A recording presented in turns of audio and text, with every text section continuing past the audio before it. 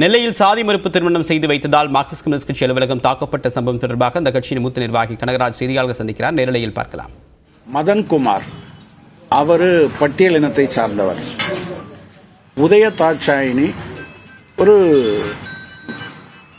மேல் ஜாதி என்று சொல்லப்படுகிற வகுப்பை சார்ந்தவர். இவங்க ரெண்டு பேரும் நாங்கள் 6 வருஷமாக நாங்கள் காதலித்து கொண்டு இருக்கிறோம். 2 வீட்லேயும் நாங்கள் பேசின போது ஆக்சுவலாக பொண்ணு வீட்டில் இந்த திருமணத்துக்கு சம்மதிக்கலை. எனவே இதை ரெஜிஸ்டர் பண்ணுறதுக்கு நீங்கள் உதவி பண்ணணும் என்று சொல்லியிருக்காங்க.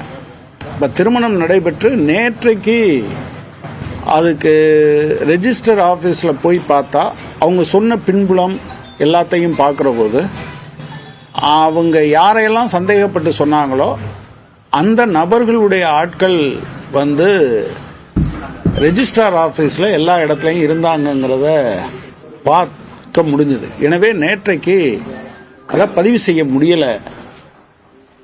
அது மட்டும் இல்லாமல் அவங்க ரொம்ப இந்த 2 பேரும் எங்கே இருக்காங்கங்கிறத தேடுவதும் அவங்கள ஏதாவது ஒரு வகையில் அவங்கள கொலை செஞ்சிருவாங்க அப்படிங்கிற பயமும் அவங்களுக்கு இருந்ததாக அவங்க சொன்ன காரணத்தினால நேற்றைய தினம் எங்கள் மாநில குழு கூட்டம் நடந்ததுனால எல்லா தலைவர்களும் நாங்கள் சென்னையில் இருந்தோம். இங்கே எங்கள் மாவட்ட குழு உறுப்பினர் தோழர் பழனி, அதே போல் மாவட்ட செயற்குழு உறுப்பினர் சுடலைராஜ் உள்ளிட்ட தோழர்கள் இங்கே இருந்திருக்காங்க. அப்போ இவங்க வந்து இப்படி ஒரு டென்ஷன் இருக்கு, இப்படி அவங்க தேடிட்டு இருக்காங்க என்று சொன்னபோது ஒருவேளை இங்கேயும் வருவதற்கு வாய்ப்பு இருக்கு என்கிற எண்ணத்தில் தான் கமிஷனர்கிட்ட பேசும்போது கமிஷனர் வந்து நான் வெளியூரில் இருக்கேன், ஆனால் உடனடியாக நான் ஃபோர்ஸை அனுப்புகிறேன் அப்படின்னு சொல்லியிருக்காரு. உடனடியாக 2 போலீஸ்காரங்களையும் அனுப்பியிருக்காங்க.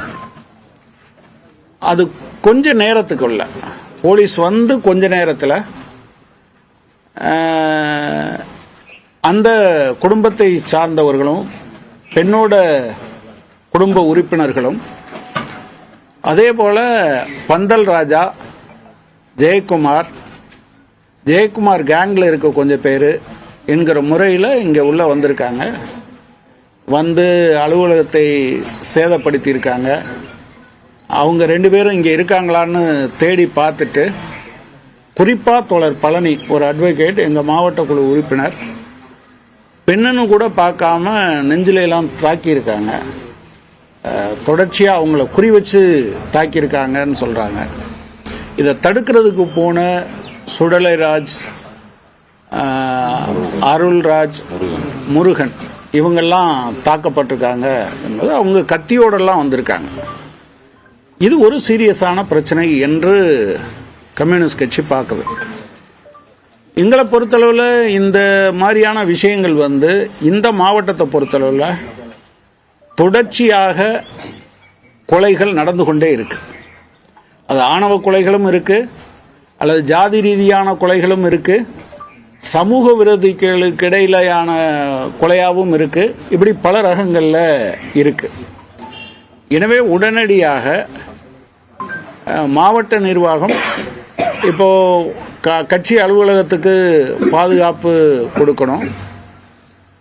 அந்த 2 பேருக்கும் புதிதாக திருமணம் செய்திருக்கக்கூடிய, ஜாதி மறுப்பு திருமணம் செய்திருக்கக்கூடிய அந்த 2 பேருக்கும் உரிய பாதுகாப்பு கொடுக்கணும்.